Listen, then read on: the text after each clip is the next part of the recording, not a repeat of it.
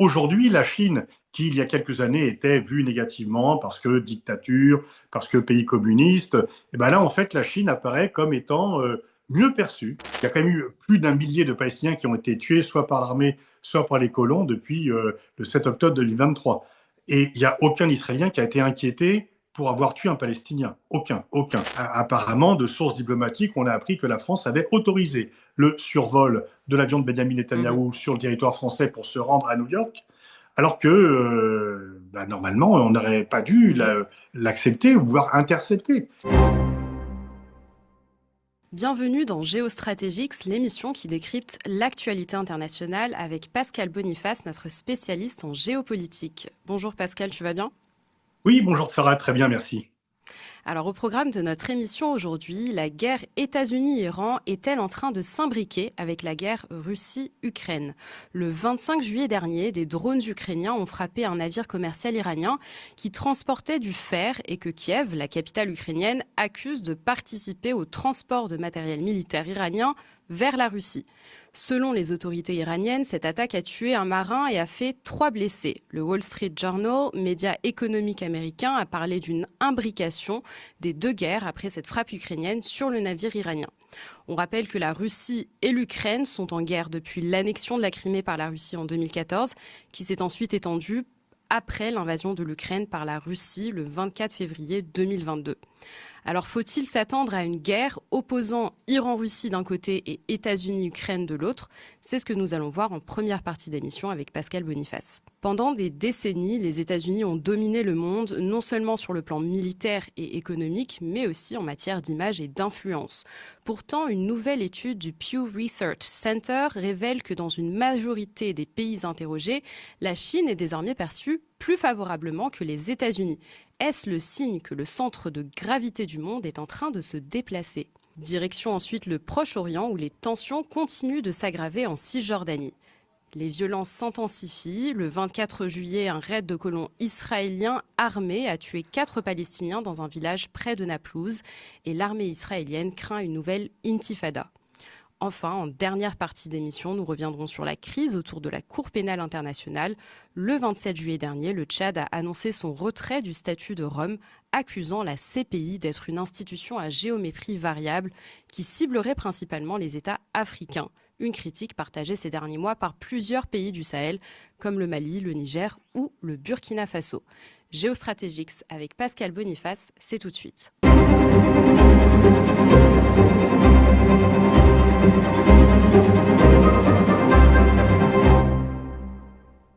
Pascal, jusqu'ici, on analysait ces deux guerres séparément. Cette frappe ukrainienne contre un navire iranien, est-ce qu'elle marque une vraie convergence des deux conflits ou est-ce que c'est juste un épisode ponctuel selon toi? Les Ukrainiens aimeraient bien marquer cette convergence des conflits pour montrer qu'ils sont du côté des pays occidentaux et que ces derniers, notamment les États-Unis, qui sont un petit peu réticents à aider l'Ukraine, peuvent compter sur eux et que finalement, ils ont un ennemi commun qui est l'Iran. Et donc, c'est effectivement quelque chose qui fait partie de la stratégie ukrainienne. Et aussi, Israël dit, voilà, il y a deux pays qui ont été agressés, nous, par le 7 octobre, les terroristes du Hamas, l'Ukraine par la Russie. Et donc, on est dans le camp des agressés et ce sont les autres qui sont les agresseurs. Alors, l'Iran a été frappé, ils ont menacé de représailles l'Ukraine, mais je doute qu'il y ait une guerre directe entre l'Iran et l'Ukraine. Et l'Ukraine n'y a pas tout à fait intérêt non plus. Pour l'instant, l'Iran essaie plutôt la retenue. Mais tactiquement, effectivement, l'Ukraine veut depuis longtemps, par peur d'être abandonnée par les Américains, et Trump avait promis depuis longtemps d'abandonner l'Ukraine, il veut montrer qu'ils ont besoin d'eux, et que les pays du Golfe, par exemple, ont besoin des drones, des capacités de défense de l'Ukraine qui ont été testés au combat pour répondre aux frappes de l'Iran, parce que ce sont aussi des drones iraniens qui sont utilisés par les Russes dans la guerre que la Russie mène contre l'Ukraine. Donc est-ce qu'on peut dire que cette frappe, c'est une façon de convaincre les États-Unis de continuer leur soutien envers l'Ukraine? Exactement, exactement. Il y a une grande peur et parce que Trump a menacé plusieurs fois d'arrêter l'aide à l'Ukraine, il l'a continué en grande partie, il la continue parce que désormais ce sont les Européens qui payent la note. et qui payent les fournitures d'armes à l'Ukraine. Donc ça ne coûte rien aux États-Unis, au contraire, ça alimente les caisses de leur complexe militaro-industriel. Mais il y a aussi la communication, l'intelligence, le renseignement qui est important. Et puis surtout, en fait, Trump, il n'aime pas être du côté des losers. Et Zelensky, pour lui, c'était un loser. On l'avait vu comment, le 25 février 2025, il l'avait humilié en public à la Maison-Blanche. Et là, en fait, comme il voit que Zelensky, même avec des menaces de suspension ou d'arrêt de l'aide américaine, tient toujours tête à Poutine, et que c'est Poutine qui est plus en difficulté, il se dit que finalement, il peut voir plus favorablement les demandes ukrainiennes. Alors l'Iran promet désormais une riposte. Le ministre des Affaires étrangères Abbas Arachi a prévenu que l'attaque ne resterait pas sans réponse. Est-ce que l'Ukraine prend le risque d'ouvrir un nouveau front contre elle-même? Alors, disons qu'il y a quand même les capacités de riposte iranienne sont quand même pas aussi fortes que cela, mais Mm. ils pourraient vouloir interrompre effectivement le commerce maritime de l'Ukraine. Est-ce que l'Iran a intérêt à ça? Mais effectivement, il y a aussi une question de crédibilité de l'Iran, de dire il faut qu'on réagisse, sinon l'Ukraine va encore plus intervenir pour se faire bien voir de Washington. Donc, il est temps de lui envoyer un signal. On va voir comment les choses vont s'enchaîner dans les jours qui viennent. Peut-être que l'Ukraine a juste fait un signal pour se montrer et pour à la veille d'un déplacement. Parce qu'en fait, Zelensky et Netanyahu étaient à Washington pour les obsèques de Lindsey Graham, qui est Oui. un sénateur américain, un faucon parmi les faucons, le plus Mhm. faucon des sénateurs américains, mais qui était aussi un très fort soutien de l'Ukraine et un très fort soutien éternel d'Israël. Et Lindsey Graham faisait le lien entre la défense d'Israël et la défense de l'Ukraine, qui, selon lui, et reprenant la thématique israélienne, étaient deux pays agressés par le Hamas d'un côté, par la Russie de l'autre, oubliant bien sûr qu'il y a quand même une occupation israélienne depuis très longtemps, une occupation illégale et une répression, on y reviendra tout à l'heure, de plus en plus forte et brutale et cruelle de la population palestinienne. Mm. Et cette attaque ukrainienne sur le navire iranien a eu lieu dans la mer Caspienne, qui a été jusqu'ici relativement épargnée.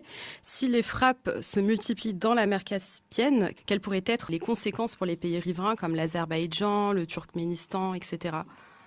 Alors on Quelles sait que réactions? déjà le président kazakh, puisqu'on parle aussi d'Asie centrale, a demandé que peut-être que la guerre pourrait s'arrêter. Donc on voit que Moscou perd un peu en influence dans la région. Effectivement, si le commerce devait être interrompu, alors on ne peut pas faire le parallèle avec le détroit d'Ormuz parce que c'est beaucoup plus large la mer Caspienne, mais ça pourrait effectivement faire des dégâts dans les possibilités de commerce et d'exportation dans cette région et qui aussi affecterait d'autres pays. Donc, personne ne veut que les combats s'étendent dans cette zone. Il y a un risque. Et est-ce que les États-Unis ont un intérêt à cette convergence de guerre entre... Non, les États-Unis ont plutôt intérêt à ce que les guerres s'arrêtent. Et d'ailleurs, c'est pour cela que Donald Trump, qui d'habitude aime bien être pris en photo à la Maison-Blanche en recevant des leaders étrangers, là, a reçu et Netanyahou et Zelensky séparément, mais sans photographe. Parce que, en fait, Trump sait très bien que cette guerre lui coûte cher en popularité, lui coûte cher aussi en crédibilité. Il disait à vous mettre fin à la guerre en Ukraine en 24 heures. On est quand même maintenant 18 mois, voire 19 mois après son début de pouvoir. La guerre existe toujours. Et surtout, cette guerre en Iran existe toujours. Et il est bloqué parce que il peut de moins en moins frapper. Les journaux américains ont dit qu'il avait cessé les frappes sur l'Iran, non pas par volonté de préserver l'Iran, mais parce que le stock de missiles commençait à s'épuiser. Et quand il frappe, en fait, ça ne produit aucun résultat parce que l'Iran tient tête toujours. Et quand il veut négocier, les Iraniens disent oh, on n'est pas très intéressé parce qu'en fait, la crédibilité de la signature américaine ne vaut plus grand-chose. Ils ont signé un accord de cessez-le-feu qu'ils ne respectent pas eux-mêmes. Et ensuite, là, récemment, ils ont signé un accord de fourniture de technologies, de matériaux nucléaires à l'Arabie saoudite qui aurait pu permettre aux Saoudiens d'enrichir l'uranium pour le lendemain le dénoncer en disant que cet accord ne pourrait exister que si l'Arabie saoudite reconnaissait Israël. C'est quand même une condition pour le moins léonine. Et donc, en fait, alors ça ne concerne pas directement l'Iran, mais ça confirme les Iraniens dans le fait que quand on signe un accord avec les États-Unis, rien ne garantit qu'il soit exécuté. Et donc, il faut d'autres garanties que la signature d'un président américain, surtout quand ce président s'appelle Donald Trump. Mhm. Et Pascal, dernière question sur la Chine qui entretient de bonnes relations avec Moscou et Téhéran. Est-ce qu'elle pourrait jouer un rôle de médiateur ou est-ce qu'elle risque au contraire d'être entraînée plus directement dans cette polarisation, on va dire? Non, la Chine ne sera pas entraînée dans la polarisation parce que la Chine ne fournira pas, ne va pas s'engager dans les guerres. Et la Chine regarde ceci avec gourmandise parce que plus les États-Unis. La Chine est en train de voir, là, il y a son rival qui est Donald Trump, qui est dans les sables mouvants. Et il s'enfonce tout seul. Surtout ne pas intervenir. Surtout regarder ça avec délectation et le laisser continuer à s'enfoncer tout seul. Ne rien faire est la meilleure solution pour la Chine qui récolte, et on en parlera dans la deuxième partie de l'émission, les bénéfices en termes de prestige par rapport à la dégradation de l'image américaine. Merci également pour cette transition, Pascal. Alors, avant de conclure cette partie, on vous rappelle que notre émission se nomme Géostratégiques car c'est un clin d'œil aux bandes dessinées de Pascal Boniface qui sont illustrées par Tommy Dessine. Vous pouvez les retrouver à l'écran et également sur tous les points de vente. Sur le Pew Research Center, Pascal, comment tu expliques ce renversement d'image? Est-ce que ce n'est pas juste un simple phénomène conjoncturel, ponctuel, qui est lié au retour de Donald Trump, où on voit du coup l'image des États-Unis se dégrader auprès du reste du monde? C'est très net et en fait, on le sentait bien. C'est quelque chose en fait que on ressent dans les conversations et en regardant l'actualité. Peut-être faut-il préciser aux téléspectateurs que le Pew Research Center, c'est un centre de recherche américain qui étudie à la fois les perceptions des pays étrangers aux États-Unis et la perception par les citoyens américains de la politique étrangère américaine, mais aussi dans de nombreux pays extérieurs, la perception qu'ils ont des États-Unis. Et ça fait des années et des années, des décennies qu'ils font ces études. Là, ce sondage a été fait dans 36 pays qui couvrent tous les continents. Et effectivement, il y a une dégradation, tout simplement parce que si les gouvernements font attention à Donald Trump, qu'on le voit bien dans différentes circonstances, ils n'osent pas trop critiquer publiquement Donald Trump, tout le monde n'est pas Pedro Sanchez.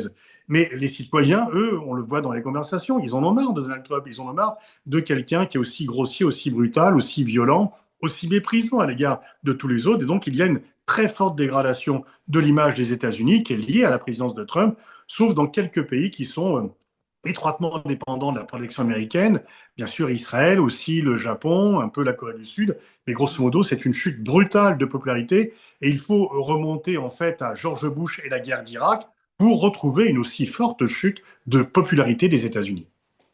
Donc, ce qui explique cette dégradation d'image américaine auprès du reste du monde, ça serait particulièrement la présidence de Trump. Exactement. C'est pas la société américaine, c'est pas le cinéma américain, ce ne sont pas les universités américaines, c'est le fait qu'on peut de moins en moins y accéder. C'est tout à fait lié à l'exercice du pouvoir par Donald Trump du temps de Biden ou d'Obama. C'était pas du tout les mêmes choses. Et donc, c'est vraiment très net. Et surtout, ce qu'il faut voir, c'est qui profite de cela.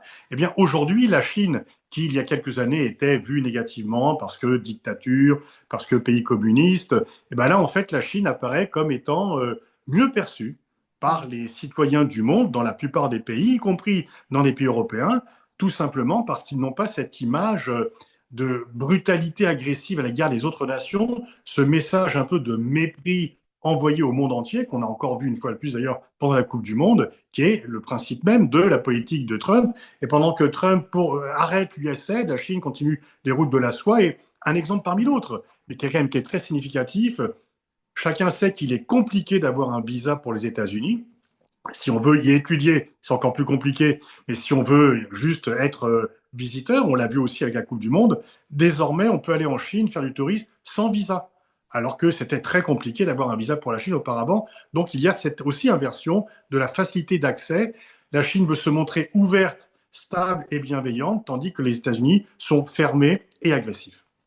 Alors pendant longtemps, les États-Unis ont incarné un modèle politique, économique et culturel. Est-ce que ce soft power américain est aujourd'hui en perte de vitesse? Ben oui, parce qu'en fait, Trump, c'est tout l'inverse. C'est pas l'American Way of Life, c'est pas l'attractivité, la popularité, le côté sympa, généreux et easygoing. C'est tout à fait l'inverse. Donc en fait, auparavant, les États-Unis voulaient accueillir le monde entier, voulaient apparaître comme un pays sympathique et ouvert et protecteur et bienveillant. Trump, c'est exactement l'inverse. Il se ferme aux yeux du monde, au reste du monde, et il envoie un message de mépris. pour ne pas dire un message de racisme à l'égard des autres pays.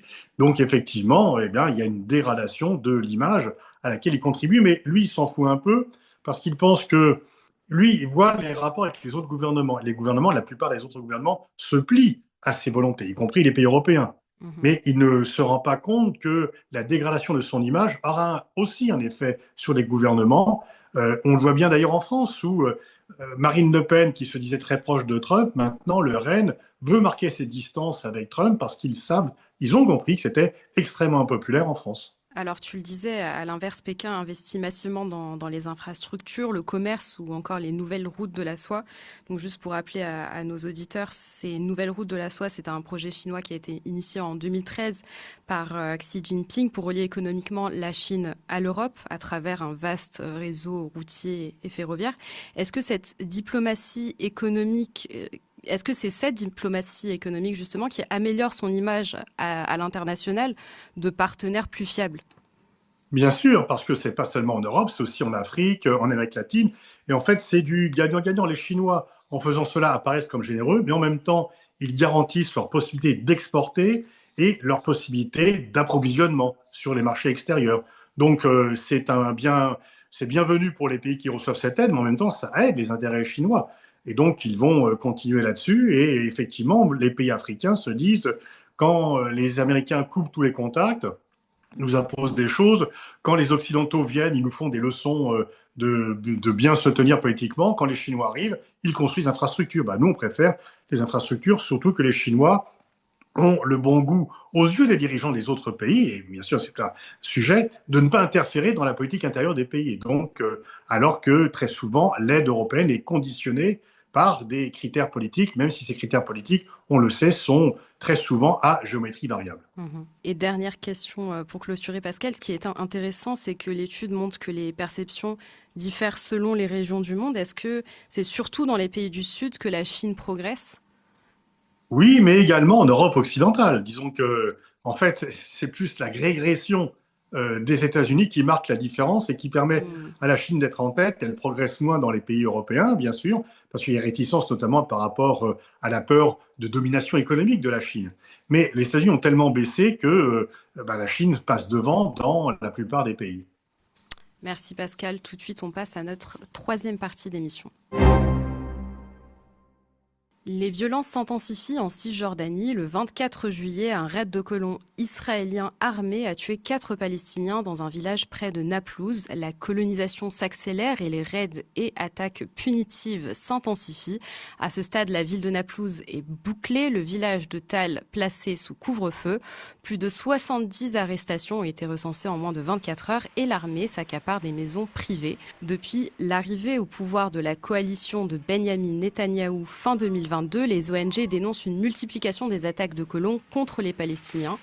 La journaliste israélienne Amira Hass, qui écrit notamment, Pascal, pour le quotidien israélien de gauche Haaretz, estime que les provocations des colons visent essentiellement à pousser les Palestiniens à bout pour provoquer une riposte qui justifierait ensuite une répression plus forte.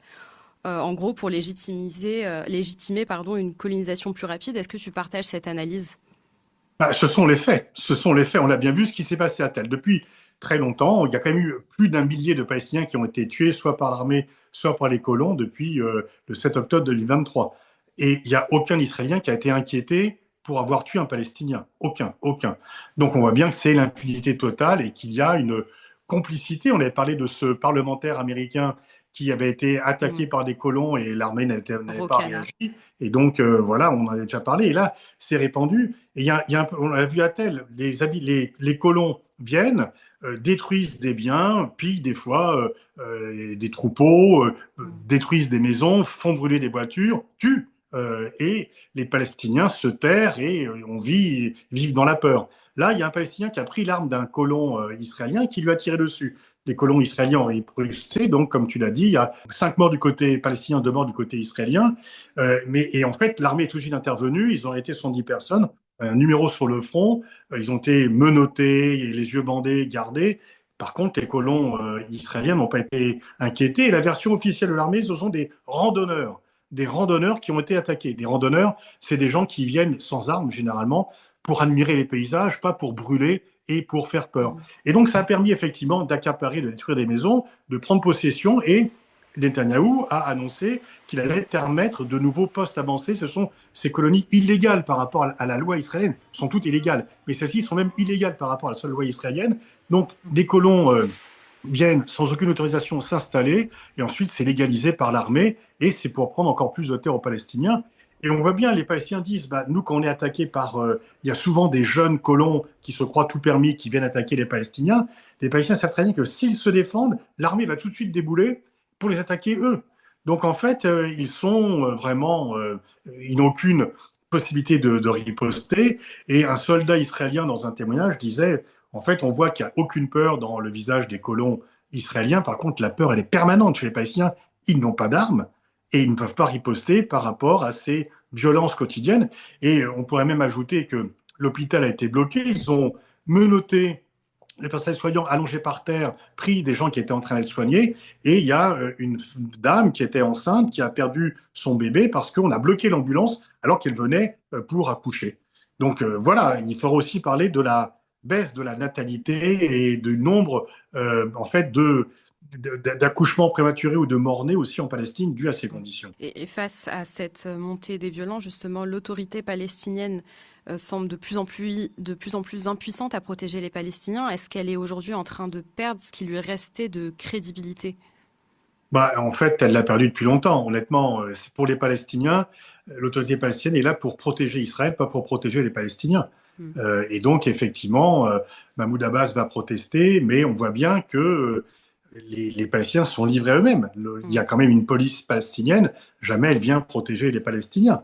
Donc la coopération sécuritaire qui a été mise en place par les accords d'Oslo, c'est un peu les accords d'Oslo qui ont été vus comme le premier pas vers la paix, se sont transformés en piège pour les Palestiniens parce que ils sont vraiment dans la main et ils doivent coopérer avec Israël pour la coopération sécuritaire, c'est-à-dire pour se retourner contre les Palestiniens, jamais contre les Israéliens. Et de plus en plus d'habitants refusent désormais de quitter leur terre malgré les violences. L'armée israélienne elle-même craint le déclenchement d'une nouvelle intifada. Pascal, est-ce que la violence des colons peut pousser à une nouvelle intifada ? Oui, parce que les gens sont à bout et que, alors certains peuvent partir, mais d'autres ne veulent pas partir et que, je veux dire, c'est un brasier. Il suffit vraiment d'une étincelle pour y mettre, déclencher le feu parce que vraiment, les Palestiniens sont complètement à bout. Ils sont sans cesse humiliés par les militaires, sans cesse humiliés par les colons. Et donc, en même temps, déclencher l'intifada, ils n'en ont pas vraiment non plus les moyens, mais on sait que la première intifada a été déclenchée par colère par rapport à la fois l'absence de perspective politique, l'absence de perspective humaine, et la colère peut effectivement tout d'un coup éclater dans une révolte qui débouchera sur un bain de sang. Parce que là, la violence des colons et de l'armée sera illimitée. Merci Pascal. Tout de suite, la dernière partie de notre émission. Le Tchad a annoncé ce 27 juillet son retrait de la Cour pénale internationale. N'Djamena, la capitale, accuse la CPI d'être une institution à géométrie variable qui viserait principalement les États africains. Une critique partagée ces derniers mois par plusieurs pays du Sahel comme le Mali, le Niger ou le Burkina Faso. Mais derrière cette décision se joue aussi un autre rapport de force, celui des États-Unis de Donald Trump qui mènent une offensive diplomatique contre une cour qu'ils accusent de menacer leurs ressortissants et leurs intérêts.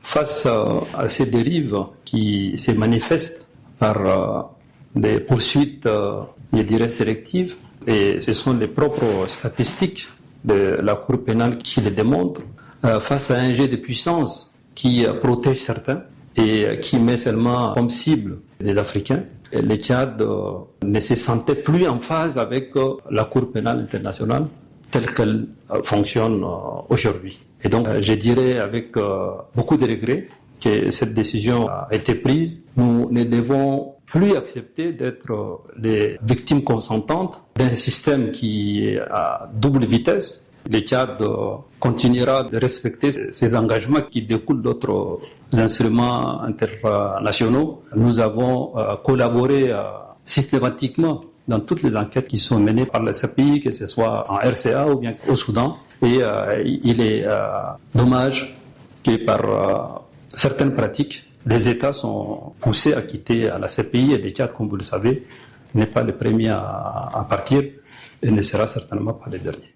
Alors, la CPI est-elle réellement une justice internationale partiale, comme l'affirment ses détracteurs? Le gouvernement tchadien justifie son retrait en affirmant que la CPI s'acharne sur l'Afrique. 9 enquêtes sur 13 concernent des États africains. Est-ce que cette critique est fondée?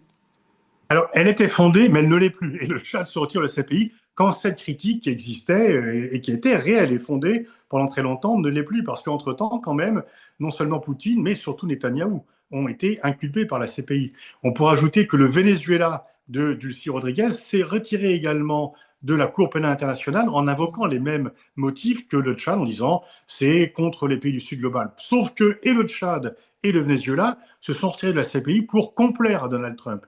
Parce que, comme tu l'as dit, Marco Rubio a déclaré la guerre à la CPI. Déjà, les juges sont sous sanction. Les juges de la CPI sont traités comme s'ils étaient des trafiquants de drogue ou des terroristes. Leurs biens aux États-Unis sont saisis. Ils n'ont plus accès au système bancaire. Ils n'ont plus accès à tout le système numérique relié aux États-Unis. Donc, ils vivent vraiment dans des conditions très difficiles. Et Marco Rubio a demandé au pays de se retirer de la CPI. Donc le Tchad et le Venezuela qui veulent jouer les fiers à bras en disant oui c'est injuste par rapport au Sud ne font que obéir de façon très servile aux injonctions de Marco Rubio.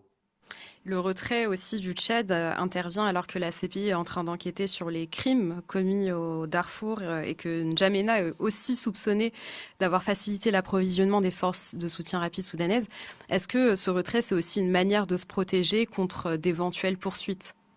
Oui, bien sûr, sauf que même s'ils se retirent, ils pourront quand même, on peut lancer Netanyahou, Israël n'est pas membre de la CPI Oui. et Netanyahou a quand même été inculpé, comme Poutine d'ailleurs, dont la Russie n'est pas membre du CPI. Donc si le procureur décide de lancer une enquête, il y aura une enquête. Mais une fois encore, plus que pour se protéger, c'est pour failloter auprès des États-Unis en réalité. Mmh. Et après le retrait justement annoncé du Mali, du Niger, du Burkina Faso et maintenant du Tchad, est-ce que la CPI, elle risque une perte majeure de crédibilité, notamment sur le continent africain? Alors, c'est pas une perte de crédibilité, c'est une perte d'assises, parce qu'en fait, on peut dire que être attaqué à ce point par les États-Unis apporte de la crédibilité à la CPI, c'est qu'ils ont fait leur travail. Mais effectivement, le risque, c'est que de nombreux pays cèdent. Et puis, on pourra remarquer que les pays européens se disent attachés à la CPI. Ils n'ont pas tellement protesté là contre les propos de Marco Rubio, contre les menaces de Marco Rubio.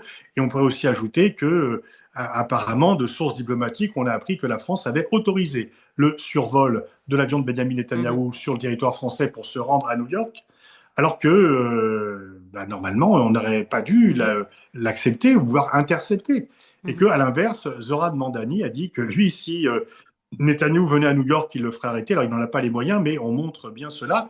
Et un sondage qui vient de paraître montre que 49% des Américains 49% des Américains seraient favorables à l'arrestation de Benjamin Netanyahou sur le sol américain, alors que les États-Unis n'appartiennent pas à la CPI. C'est dire quand même que ce glissement. Donc il y a à la fois une CPI qui est à la fois très forte, mais très menacée, parce que ce que l'on peut craindre, c'est que de nombreux pays suivent l'exemple du Tchad ou du Venezuela et se disent, si je veux plaire à Washington, je me retire de la CPI et j'aurai mon sucre. Merci Pascal et merci à vous d'avoir suivi cette émission avec nous sur le plateau du Média. C'était Géostratégiques avec Pascal Boniface. Si vous avez apprécié notre émission, n'hésitez pas à vous abonner à notre chaîne YouTube et nos réseaux sociaux. Et quant à nous, on se retrouve très vite pour une nouvelle analyse de l'actualité internationale. À bientôt.